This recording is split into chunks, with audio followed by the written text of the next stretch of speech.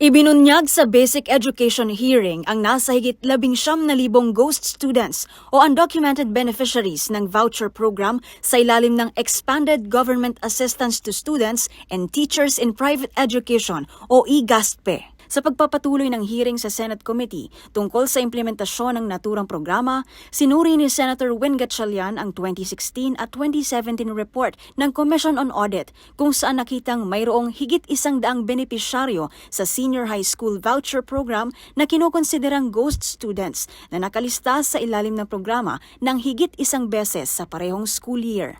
Ayon sa COA, ilan sa mga itinuturing na ghost students ay absentee grantees noong magkaroon ng monitor visit at dumalo sa mga klase sa iba't ibang eskwelahan.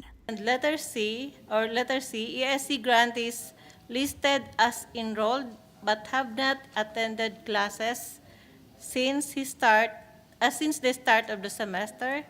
And letter D, ESC grantees listed and billed multiple times in the same school or in different ESC participating junior high schools. Tinalakay din sa hearing ang nakikitang butas sa naturang voucher program na siyang pagkakaloob umano nito sa mga hindi mahihirap na estudyante, dahilan para mawala ang nasa 7 bilyong pondo mula sa programa ayon kay Gatchalian. Pahayag naman dito ni Department of Education Undersecretary Michael Poa noong magsimula ang kanilang termino sa Kagawaran, nagtayo na ng isang opisina na tututok sa mga voucher program. Nung tayo'y pumasok, nagtayo po tayo ng tinatawag na Government Assistance and Subsidies Office, GASO. So gumawa tayo ng opisina na tututok talaga dito sa voucher and ESC programs.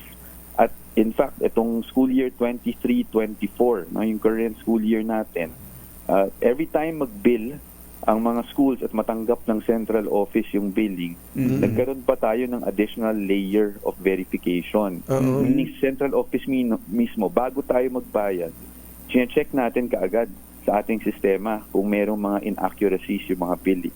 Kaya nga minsan may nagrereklamo na medyo matagal yung bayad dahil we had to have that extra layer. Dagdag pa ni Poa, tuloy-tuloy ang pagre-refund para sa mga naturang fee na umabot na sa milyon-milyon ang halaga. Para sa MBC TV Network News, ito si Pamela Adriano. Sama-sama tayo, Pilipino.